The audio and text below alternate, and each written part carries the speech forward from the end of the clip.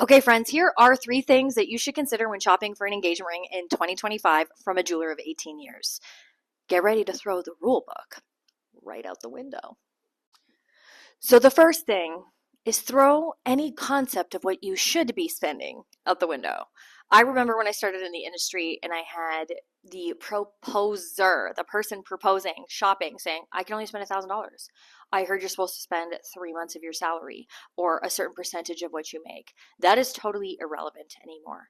With the trends of engagement rings being from everything from gemstone, cool gemstones, all the way to lab diamonds and moissanites, you have literally the world at your fingertips, and they can all be financially suitable options. When I say to you that it does not have to cost something, your actions and your energy and your emotions, and you know what, let's be honest, the person making it should be in good spirits while they're doing it. All of the energy matters, people, not necessarily the money you spent.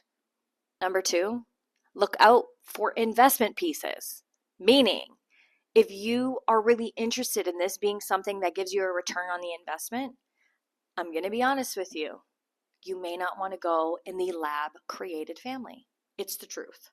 With changes in the diamond market and people flooding the market with lab diamonds, according to some of my contacts in the South and in the North, okay, from we're talking about the tip of the East Coast to the bottom of the East Coast type thing, okay, East Coast repping, baby. We're all saying the same thing, is that there are machines on Alibaba right now that people can buy for $200,000, $59,000 I think is the shipping cost, and they can basically produce as many lab diamonds as they want. So there's a percentage that is flooded to the market. So if you are really looking for something to maintain value long term, it's diamonds. It's diamonds. That's the truth. And yes, it does cost more, but there are certain things that are investments. And not to say that lab diamonds aren't great or moissanites aren't great, but the market is changing. So if you're really looking at something that retains its value in totality and doesn't fluctuate with the ability for the market to be flooded, au naturel, Gaia, baby. Okay.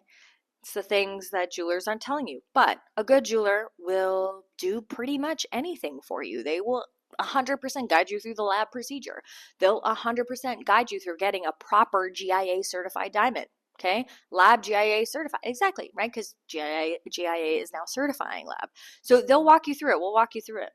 Don't you worry. Whether you want Mother Nature to birth it or that big Alibaba machine, we got you. And the last thing is be unconventional.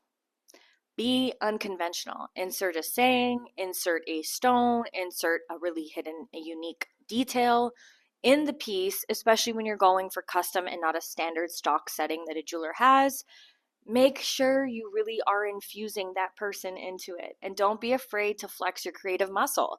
I think a lot of proposers are scared to be like, oh, what happens if I do this? And what happens if I do that? I think the most unique and amazing stories, kind of like this engagement ring we just did, are like the best ones. They're the best.